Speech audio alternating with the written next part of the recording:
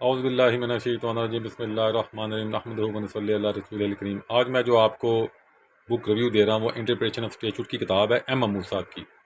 इस किताब के 1000 सफ़े हैं और सिर्फ 2000 रुपये कीमत है, यानी अभी कीमत थोड़ी है, यानी 2 रुपये फ़ी सफ़ा कीमत है।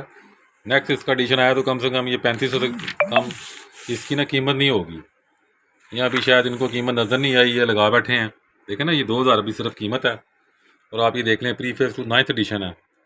इसमें कितने अच्छे तरीके से कितना कुछ दिया गया है। देखें कितने इंटरप्रिटेशन ऑफ स्टैट्यूट की किताब है एम महमूद साहब की। एम महमूद साहब हमारे हमसाए हैं, बैक द्वार लगती है, मेरे उस्ताद भी हैं।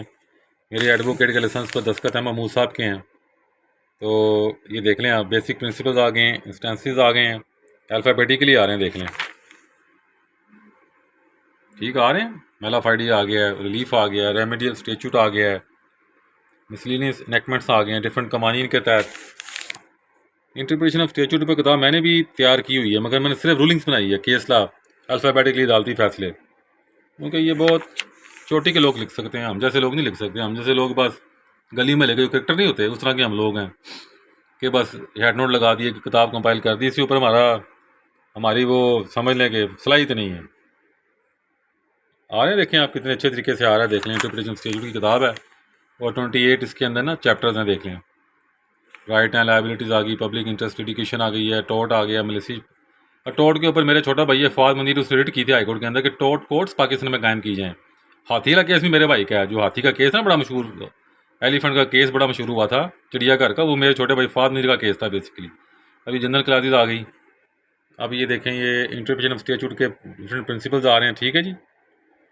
एब्रोगेशन आ गया, एब्सेंस आ गया, एक्ट आ गया, अपील आ गई, बेनिफिशियल आ गया, चेंज आ गया। मैं इसे जंप ओवर कर रहा हूँ, देख लें। अब ये किताब चलनी शुरू हो गई है, फुल ऑफ केस ला, देख लें। मैं इसे जंप ओवर करता हूँ। एक जब आप मोबाइल फ़ोन परचेज़ करें ना, उसके अंदर की बात याद रखें कि आपकी रैम, जो बिल्ट इन रैम बहुत ज़्यादा होनी चाहिए, कैशे रैम बहुत ज़्यादा होनी चाहिए। देख रहे हैं आप किस तरीके से अदालती फैसले दिए गए इंटरप्रिटेशन स्टैट्यूट के अंदर। ऑब्जेक्ट आ गया, अजम्पशन आ गई है, अमेंडमेंट ऑफ टू आ स्टैट्यूट आ गया है। अभी देखिए आ गया cases omissus. Interpretation of statute की किताब है ना, ढेर लगाया हुआ है महमूद साहब ने, देखें। अब मैं जंप ओवर कर रहा हूँ, ऊपर हेडिंग से पता लगता है हमें। अभी देख सकते हैं फुल ऑफ केस लॉ भरी पड़ी। थोड़ा सा इसको हम इधर करते हैं। टैक्सिंग स्टैट्यूट आ गया, फिस्कल स्टैट्यूट जिसे कहते हैं आप।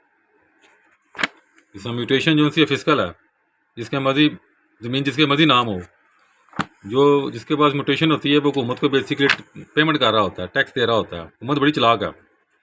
Denial of remedy is in fact destruction of right, यानी अगर आप किसी को उसके हक से महरूम करते हैं तो आपने उसको हक की तबाह करके रख दिया। आइन इसकी इजाज़त नहीं देता। PLE 2013, supreme court 283।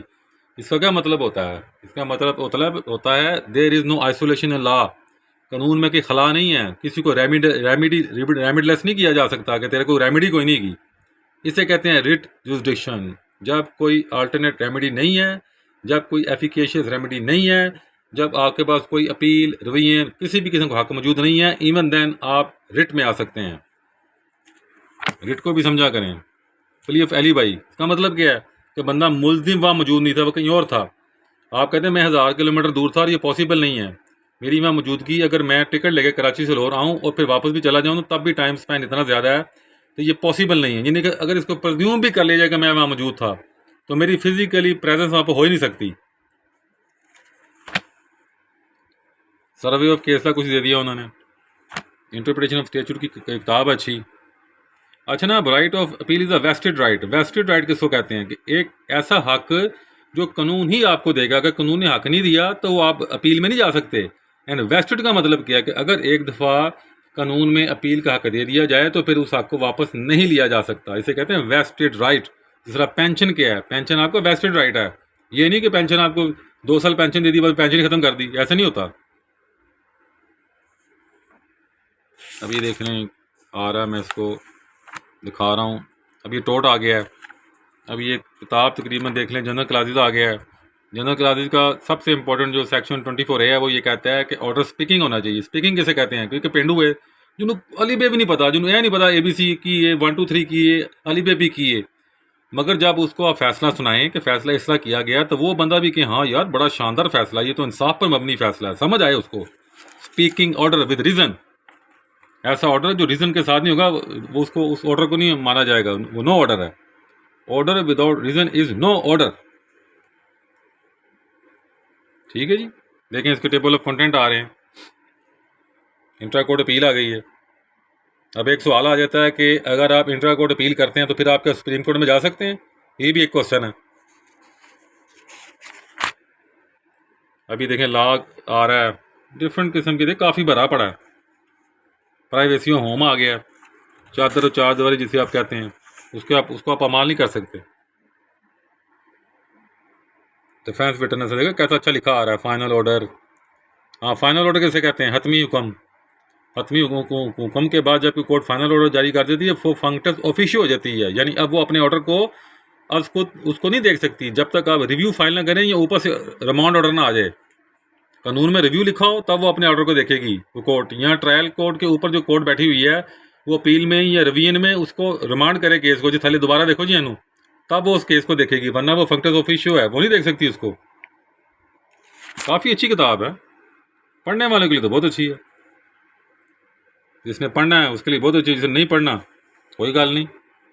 महंगे महंगे मोबाइल परचेज करो, 2-2 लाख रुपए दो, चलाओ किताबा ना परचेज करो कि तुम पढ़ लिखना जाओ। Solitary statement of a witness, यानी किसी एक गवाह है, सॉलिटरी स्टेटमेंट एक गवाह है, क्या एक गवाही की बुनियाद पर जब कोई और देख रहे गवाह ना हो तो क्या सजा दी जा सकती है? क्यों नहीं दी जा सकती? अगर वो अनएम्पीचेबल करैक्टर है, यानी टिल ला लिया तुम जिला के अंदर, मगर उसकी जो ऑथेंटिसिटी थी उसको आप शेक नहीं कर सके, वो ट्रुथफुल विटनेस थी, वो फैक्ट के मुताबिक थी, बिल्कुल सजाए मौत भी दी जा सकती है।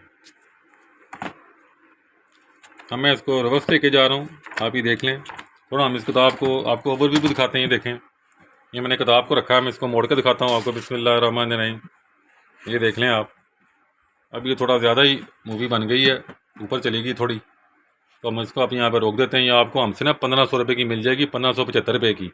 ऑनलाइन ट्रांजेक्शन हमें भेजें, 1575 में आपको भेज देंगे। अगर आप कहते हैं कैश ऑन डिलीवरी तो फिर ये 1600 या 16 16.5 16 के दरमियान 1650 तक मिलेगी आपको, 1675 रुपये की कैश ऑन डिलीवरी पे। अस्सलाम वालेकुम।